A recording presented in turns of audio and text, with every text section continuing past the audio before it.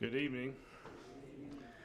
I am thankful for each of you being here with us this evening. I know the elders and others are glad that you are here as well. Tonight we are going to give a report on the work that was done while we were in Costa Rica, as this congregation supported the vast majority of the funds for that. But we won't talk only about the trip. But as has been mentioned before, we traveled to Costa Rica with Wayne Brewer. Many of you know who Wayne Brewer is.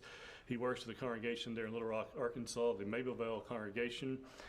He's really their Hispanic, the minister of the Hispanic congregation there, and he does a lot of mission work during the year, or during parts of the year, I should say. Costa Rica, their students, their kids, were on their school break. They have 2 weeks off between when school ends and when school begins. So if you think your summer vacation is short, it's much longer than 2 weeks. You got them beat. We traveled to Costa Rica on July 3rd. That was on a Wednesday. Brother Mike got up graciously enough and drove us to the airport. Our flight was at 5 a.m., which means we had to be there at 3 a.m., which means we left our house about 2 a.m. And so at some point, we owe him a dinner at some point. But many people who traveled over there had similar flight schedules as well. But we did arrive there later that same day. This is one picture that Lisa took. She had the window seat, at least for part of it. And this is overlooking Costa Rica. And you can see some of the tops of the houses there and things. But we are reminded in Luke chapter 10 and verse 2 why we do trips like this. And that's because we want to try to reach out to those around the world, not just in our community, but around the world. Christ tells us there in Luke 10 and verse 2, the harvest truly is great, but laborers are few. Therefore, pray the Lord of the harvest to send out laborers into his harvest. Luke 10 and verse 2. Now, this is a little bit of info about Costa Rica. It literally means rich coast. Its location, of course, is Central America. Its capital is San Jose. Its population is only 5 million.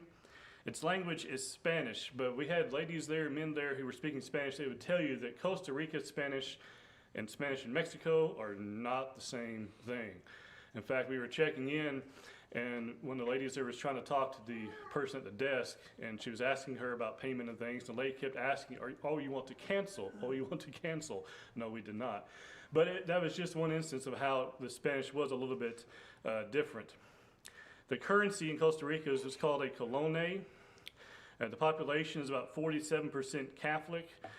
We ran into, when you're door knocking, of course, you have all kinds of different experiences and those who have from different backgrounds.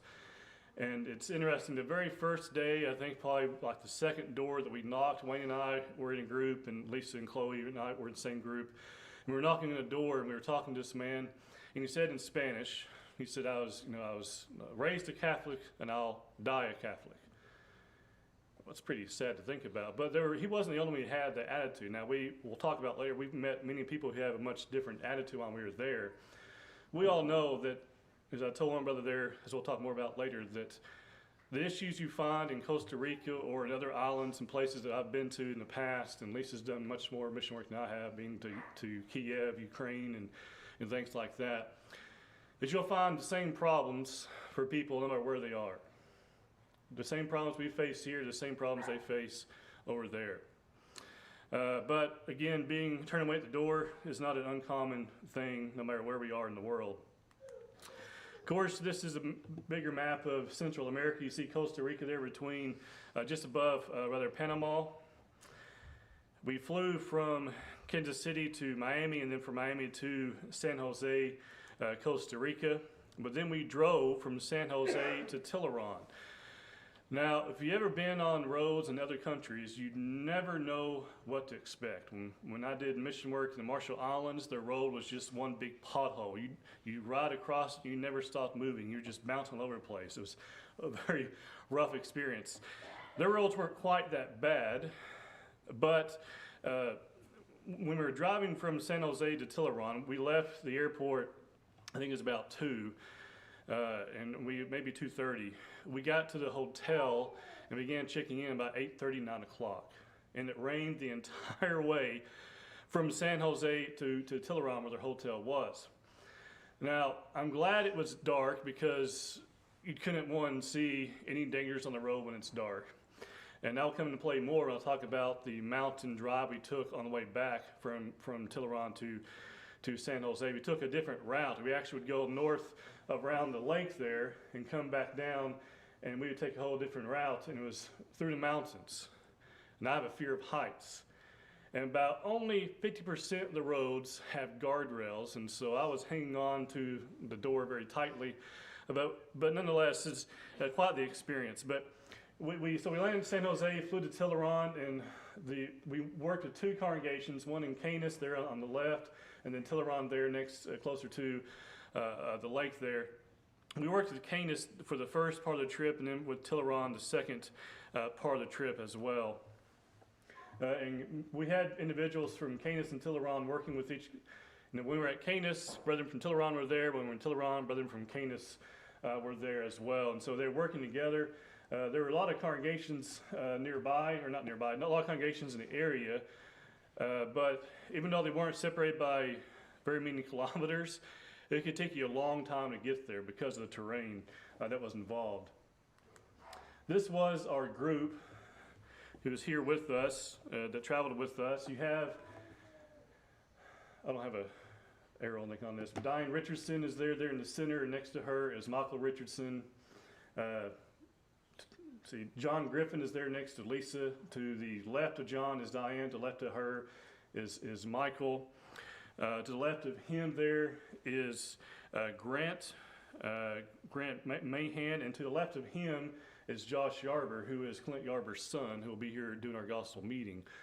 And then, I'm not going to go through everybody here, but we have people from, as we have here, from Arkansas, Missouri, obviously, Iowa, Tennessee, Texas, South Carolina, the U.S., from Mexico, and from Baja, California as well. And so we had, as Wayne said, we had a very large group. The little girl in the red did not travel with us. It's actually the minister's daughter, and she just wanted to be in the picture, and so she got in the picture. But anyway, and so we had quite a big group.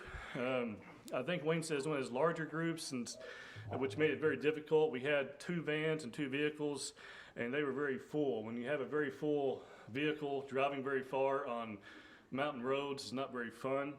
But nonetheless, we had a very good group, very active group. Everybody here took part in teaching classes or in translating for someone. Brother Willie, who I can't remember his last name, who is right here. He is the head of the Spanish department there at Brown Trail, and he translated probably most of the time. He had to leave a little bit early, about 2 days early, to get back. But he translated most of the sermons. He translated, I think, all 3 of mine. And so, and Bible classes and things, and then Wayne translated a whole lot as well. And so they were very, very busy. The ladies had ladies who would translate for them in their classes as well, and for their children's classes. Our work involved work in both Canis and Tilleron, as I mentioned before. We distributed closer to 2,500 tracts, about 1,000 in Canis and about 1,500 there in Tilleron. And so we were in Canis from Wednesday, on Wednesday, and we were there from Thursday through Sunday. It was the last official day that we were there. So distribute 1,000 tracts in just a few days' time was pretty good. And then in Tilleron, we distributed closer to 1,500 in the few days that we were there as well. You notice there 45 personal Bible studies were conducted in a 10-day period. You know, I always ask questions when I hear people have large numbers of baptisms, but when you go overseas and you start getting involved in work, you see that, interestingly, a lot of people overseas are a lot more interested in the gospel, or maybe in different countries, than what we find here. And we'll talk about that more later. One of the preacher there at Canis and I actually had a conversation about that very thing. But we did have 45 personal Bible studies. We left over 20 contacts for those who wanted to be able to set up Bible studies at different times other than the days that we were there. And so each congregation had contacts which they could reach out to and to keep up with them, to reach out to those who haven't had a study yet, and to continue on studying with those who had Bible studies. And so they were following up with that. They weren't just having a Bible study or two and then leaving them. They were indeed following up with them. We also had daily afternoon Bible school. So what happened after we were there one day, altered a little bit because you had to alter your schedule to make time for Bible studies you had set up the day before. But in the mornings, we would get up and we would drive to the church building. We would have a devotional. We'd have breakfast there, or not breakfast there. We'd have breakfast on our own. We would have a devotional there with the whole team and several of the members of the local congregation. And then we would go out and we would knock doors, or we had a Bible study, we'd hold a Bible study. And we'd do that to about noon, and we'd come back to the church building there, have lunch with the brethren. And then shortly thereafter, we would go to the local gym. Each congregation had set up to have Bible studies in a gym, which amazed me. Can you imagine trying to rent out a gym here from a school and have a vacation Bible school in it? I have a hard time believing that would happen, especially in 2024. But nonetheless, that's what they did. Each one had rented out or had set up the ability for us to have this vacation Bible school in their gym, which we'll show pictures of here in just a moment. And so we would do that every day from about 1:30 to 3:30.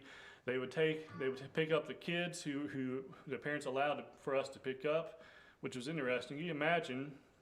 Now they've been doing this for several years now, but you can imagine sending your child off with a group of Christians nonetheless, but in a van to have them driven to another place for a couple hours and trust they're going to be able to be brought back by people possibly you've never met before. But that's what they did, and they had several van loads of children they would go and pick up, bring them to the gym, have the classes and things, and then drive them back. And after we did that, then we go back to our hotel to get cleaned up and get ready for the evening gospel meeting and the children's classes. And we'd meet back at the church building there at 5 o'clock. We'd have dinner with the brethren at 5 o'clock. Then we would clean up everything, and then we'd have our gospel meeting.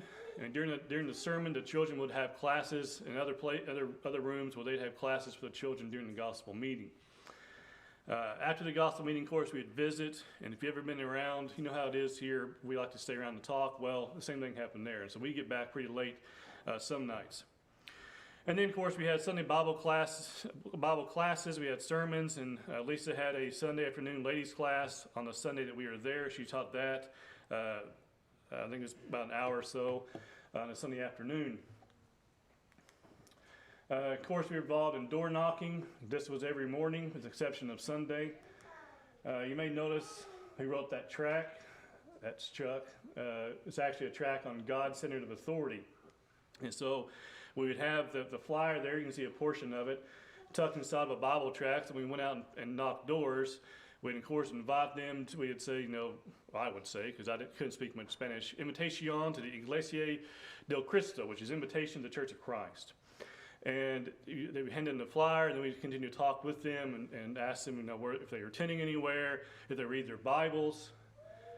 You know how people will tell you, honestly, right through the door, if I don't read my Bible very much? They were doing that. No, us, I think sometimes as Americans, we'd say, well, yeah, I read my Bible. In reality, we really don't.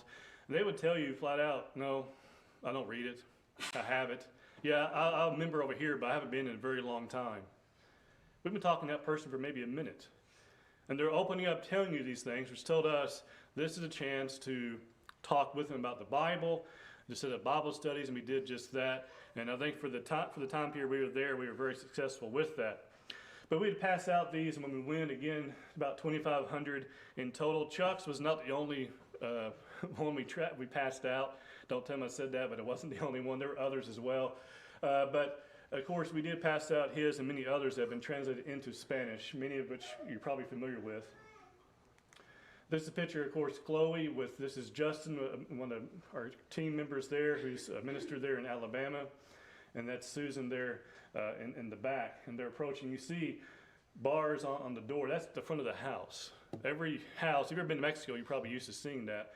But there were bars in front of the house. You didn't knock on someone's door. You had to say, buenos dias, which is good morning. You'd shout it, which to me sounds weird to go up and shout at somebody's house, but that's what you would do. Then you might say upe, which means is anybody there.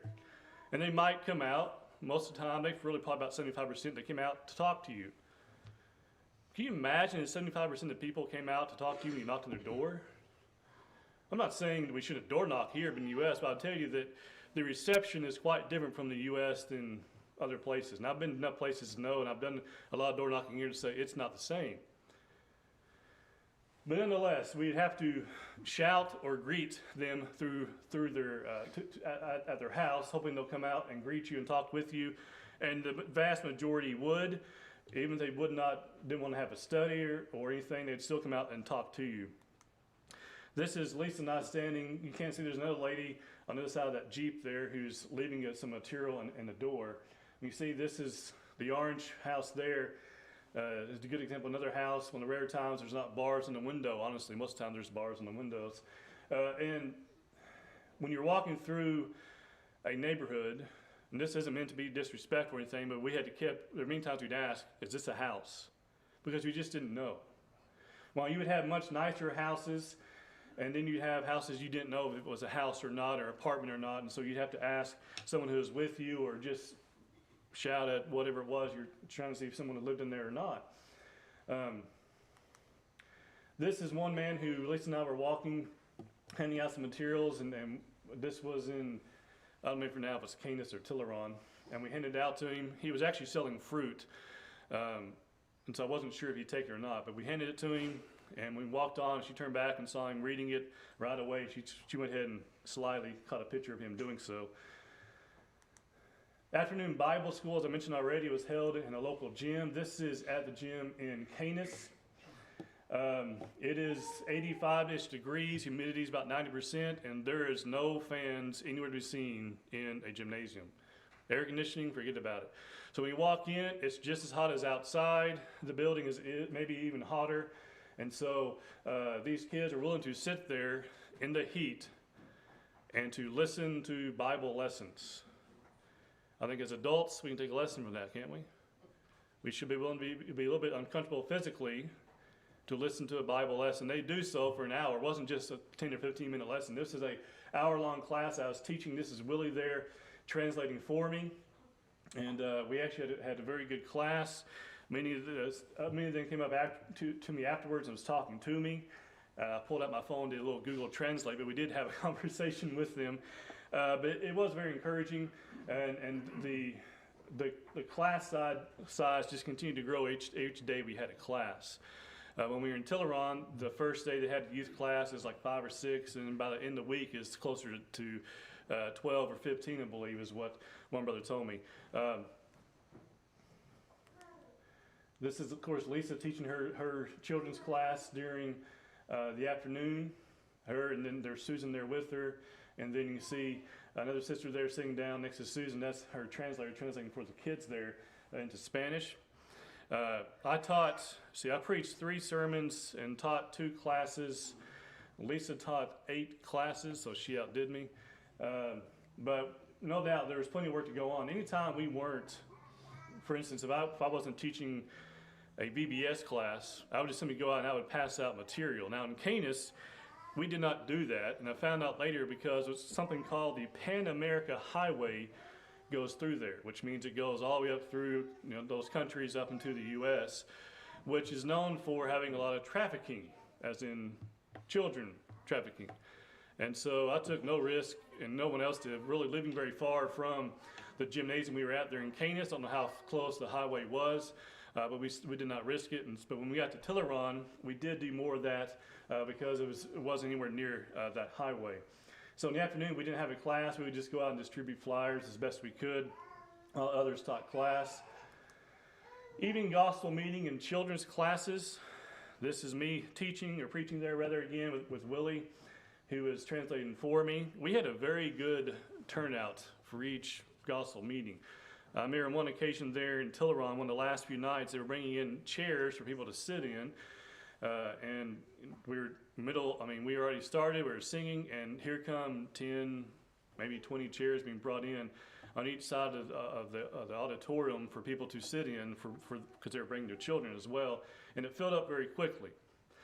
I don't remember which sermon of mine this was. They had themes, Um, see, the afternoon school in Canis, their lessons included David the shepherd, David fights Goliath, David with Saul and Jonathan, which is a lesson that I had, and David is crowned king. The children's classes, which were the same in Tileron or Canis, were Let Your Light Shine, Jesus heals the nobleman's son, Jesus heals 10 lepers, Jesus raises Lazarus, Jesus opens the eyes of the blind man, and the paralytic let down through the roof. So those were classes that were taught during the gospel meeting to the children. Wayne, as you can see there, Wayne Brewer in the bottom right, if you're friends with him on Facebook, you saw that he streamed pretty much everything. I have no idea how he had that good a signal. I don't want to see his data plan or his data total for that time period. I know what mine was, and it was higher than what it normally was, obviously. But anyway, he streamed all the sermons and many other things as well. I think one time we were driving down the road from Tileron to Canis. He's driving, and he has his phone out, and he's streaming to show people what we're seeing. He was comfortable, but I was not, because I was in the passenger seat up front.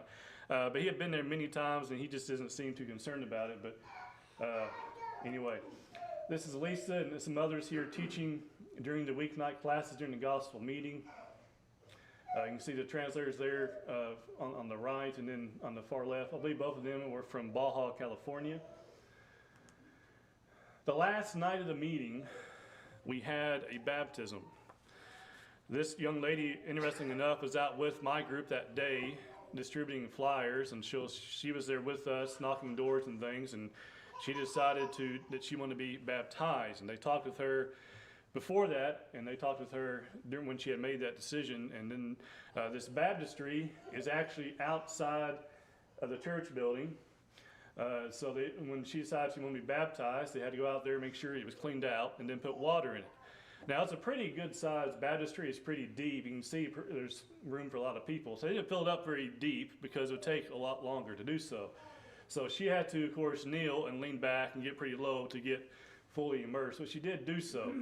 I don't have a picture of it here, but one of the ladies that we had studied with, that Willie had studied with, and I was there with him, she's not in the picture, but she actually was about right over here watching as this young lady was being baptized. And Willie and I had met with her, and Lisa and had met with her a few days before, and Willie had talked with her, and I was listening in. Lisa she caught on to Spanish a lot faster than I did. I pulled out my phone and let Google Translate get about 85% of it, but I could keep up with it, what they were talking about. And at the end of the first study, this lady said, well, I'd like you to study with my sister. She's into witchcraft. Would you come back tomorrow? Let's go to my sister's house and let's study with her. Okay, so we did so. So we went over there, and it wasn't, when you hear witchcraft, you expect certain things, right? It wasn't anything like that at all. I'm not sure what she classified as witchcraft, but nonetheless, that's what she said. But we studied with her and her sister the next day.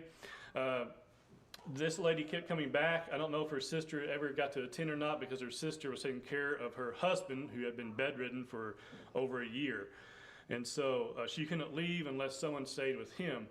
But nonetheless, I say all that to say that the young lady the woman who was watching the baptism was extremely interested. And honestly, I'm waiting to hear about her being baptized, because she was studying more, and she actually requested prayers that she can continue her studies and gain a better understanding. She had been baptized in some denomination years before, and she recognized after the very first study, she said, I realized my baptism 30 years ago was wrong. And I thought, that's a pretty bold thing to say. But she seemed very sincere, so we're hopeful that she does obey the gospel. In every trip, there are what we call unique experiences. I thought of this section myself. I wasn't sure. Lisa said maybe we should just call it randoms, but there are unique experiences. You know, when you go, for instance, we went to the island of the Marshall Islands and went to Madro, and you land.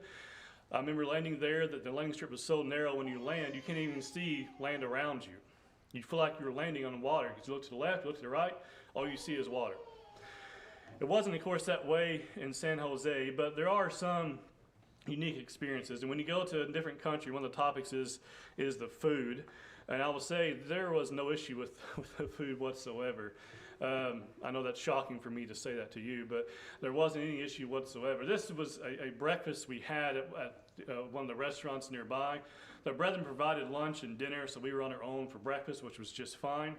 You can see there's rice and beans there in the center next to the eggs, and then we have the tortilla.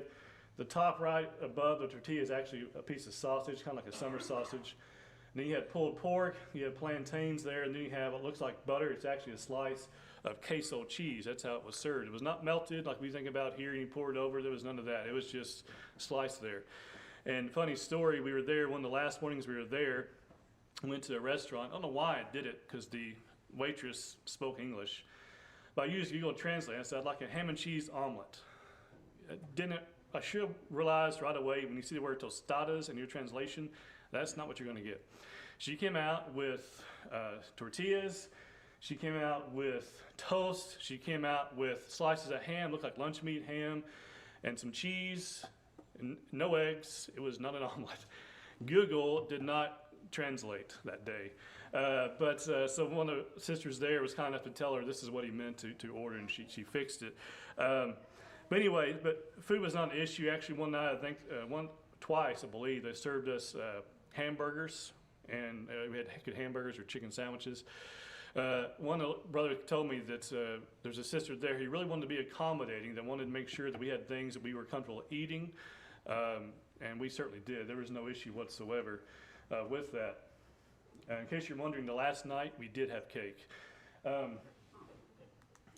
This is driving, I believe this is on our way back from San Jose to Tilleron. If you notice this big mountain, that's a volcano. I, silly me, did not know there was a volcano on Costa Rica until we got there. And then somebody said, are we going to go see the volcano? I said, you're going to go see what? But it was there. Obviously, nothing happened, but we did have an earthquake while we were there. I'm glad that didn't spur anything on. But that was something I was not used to seeing as you're driving there. When we left to go from San Jose back to, we left from Tilleron to go to San Jose to catch our plane to go back home. Originally, Wayne said, hey, let's leave at 8:30. And he said, no, I'm really concerned about traffic. Let's leave at 7:30. I said, okay, let's all leave at 7:30. Traffic can take many forms, which I'll get to in a moment. I got ahead of myself. I forgot. These are parrots just outside our hotel. I forgot this slide was in here, obviously. And they were there every single morning, chirping. As soon as they were talking to one another, they were there every single morning. Again, something unique I was not used to seeing. Sometimes you see them at different times around the park, which was just outside of where our hotel was. But anyway, I forgot these guys were here. Traffic can take many forms. These are what's called Brahma cows. You notice they have what looks like almost a second head growing out of their back, just above their neck. They're known to be very aggressive. That's why they don't have a lot of them here, they said. And I thought, well, if you have a hump in the back of your neck, you wouldn't be very happy either. But anyway, so we're leaving to go from Tilleron to San Jose. We run into this, and you can see this is actually John Griffin in his rented car in front of us. In front of him is Wayne, and behind us is Michael Richardson in the other van. And silly me, I thought, well, cows will move out of the way. No, they didn't care whatsoever. You had to brake and stop and wait for them to go across what they wanted to do. At one point, we don't have a picture of it, but John had stuck his hand out. I thought he was going to pet the cow. And he said, well, I thought better, but I thought he might actually dent the rental car. And I thought, well, that's probably not a good idea. But it took us probably 10 or 15 minutes to get through all of them. In Costa Rica, we were there during their winter. It's also the rainy season. We were there for 10 days. It rained 9 out of 10 days that we were there. One of the last days we were there, me and Brother Herman is his name. He was the preacher there at Canis. And so I didn't have a Bible class that afternoon for VBS. So I said, hey, let's go out to the square there in Tilleron, and let's just distribute tracts. And because it hadn't rained that day, I thought, okay, won't be any rain today. It looks like we're going to miss it. No. We walk from the church building up the hill, get to the square. We make one little lap around the square. He starts talking to someone. He gets in a very in-depth conversation with them, and it starts to rain. So we leave them some contact information, kind of wrap things up. And by the time we get across the street underneath an awning, it just pours down rain. And we stood there waiting for it to end for about 30 minutes. It didn't end. It just rained harder and harder and harder. So finally, after a while, he said, well, what do you want to do? I said, I don't want to walk back in this.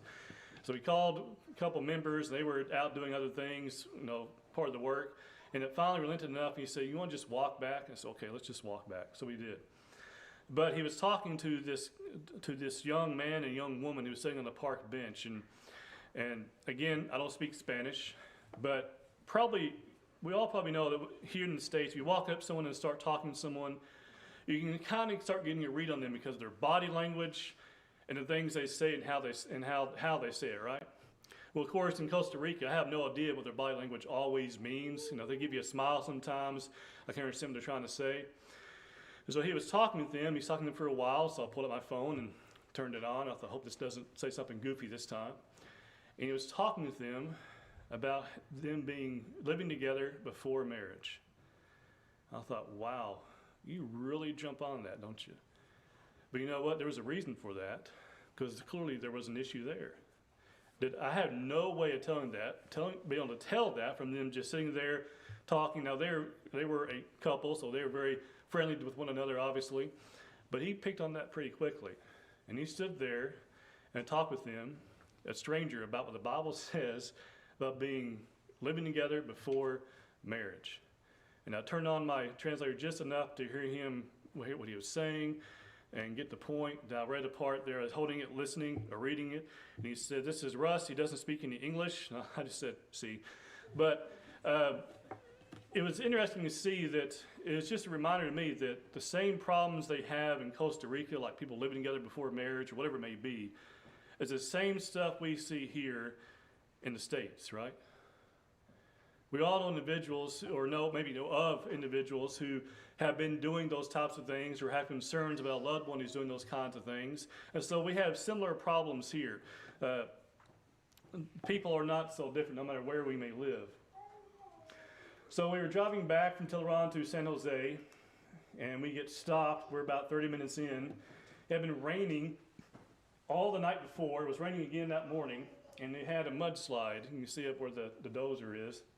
And the man said, I can clear this in about 40 minutes, which made me nervous. Clear a mudslide in 40 minutes? But anyway, and he said, but there's another spot about 7 kilometers up that's going to have another issue as well. So we had to turn around and come back.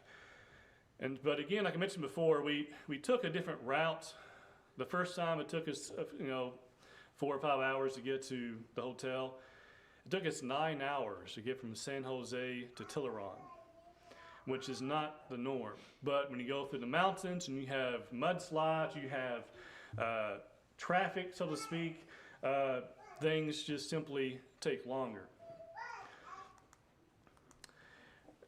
Of course, there are certain things you get to enjoy. This is one of Lisa's favorites. This is pistachio ice cream. We didn't get a picture of her fig ice cream. I never knew fig was an ice cream, but one of our brothers there, John Griffin, who is on our team, he talked about it and tried it, and I think he would eat anything. The only thing I had was felt like I was being brave because I was eating it, but I was pretty convinced he'd eat anything. But anyway, there were some certain things we got to enjoy after a hot day of door knocking. Now, we do want to, we say all these things to give you an update about what we did there, because we do want you to know how much we appreciate the support of this congregation. Not only this congregation, but the congregation there in Rendon, Texas supported us. The congregation there in Crothersville, Missouri supported us as well. The 39th Street congregation supported us, helping us with that trip, and I'm very thankful for that. And this is going to be our last, we'll have just a few talking points here for us to consider before we close this evening. There's a song we sang several times while in Costa Rica, and we sing it here all the time. We all know it, right? Ring out the message. It's apparently not going to be on there. That was the last song. That was the last line? Yeah. Okay. Well, There's a song we sing. It's called Ring Out the Message. If you want to turn to Mark chapter 16, we'll just summarize this quickly. We know the song we sing is about going to all the world and spreading the gospel message, right? Reaching out to those who are around us. And the point of any mission trip is the same, or at least very similar to our same purpose here as members of this congregation. That is to reach out to those who are around us, right? When you look at Mark chapter 16 and verse 15, the Bible says, "He said to them, Go ye into all the world and preach the gospel to every creature." Go ye, right? We've heard people say sometimes a little cliche saying, go ye means go me, but that's true. It applies to every Christian. He tells us there in verse 15, go into all the world, to our neighbor and to those neighbors who are next door and those who are in a distant land, right? The Apostle Paul didn't just go to his neighbor, he went everywhere, but we too are to go to our neighbor as well. He tells us what to do. He says to preach or to teach the gospel, he says, to every creature. To every creature. It means it doesn't matter who we're talking to. When I was in preaching school, Brother Ted Clark gave an illustration about how he was preaching at a congregation, and they were going out door knocking, and they were driving on their church van. He said, we came up on some tracks, and one of the members said, no, we don't go over there. We don't go across the tracks. We stay on this side when we door knock. That's not every creature, is it? See, we are to reach out to everyone who's around us, no matter who they are, what lifestyle they may have chosen, what things they may be involved in, because the only way we're going to reach the lost is we talk to them. You know, we are to reach out to those who are around us. We are to do our very best, which was going to be another point on here, to have Bible studies with those who will study with us. And thirdly and lastly, to encourage one another. It was a tremendous encouragement to be able to visit those brothers and sisters in Christ all the way in Costa Rica. I know they also were very encouraged. It was very difficult. The last night we were there saying goodbye, there was a lot of tears that were shed, both by the team and by those who were working with as well. It's very hard to say goodbye with those who you have done so much with. But I'm thankful we were able to be a part of it. But I want us to remember that we too can be a part of it as well, each and every day. As Christians, we have a chance to reach out to those who are around us. Let's be those who are wise enough and courageous enough to take advantage of those opportunities. This evening, we can help you anyway. You can come forward now. Together we stand and sing the song that's been selected.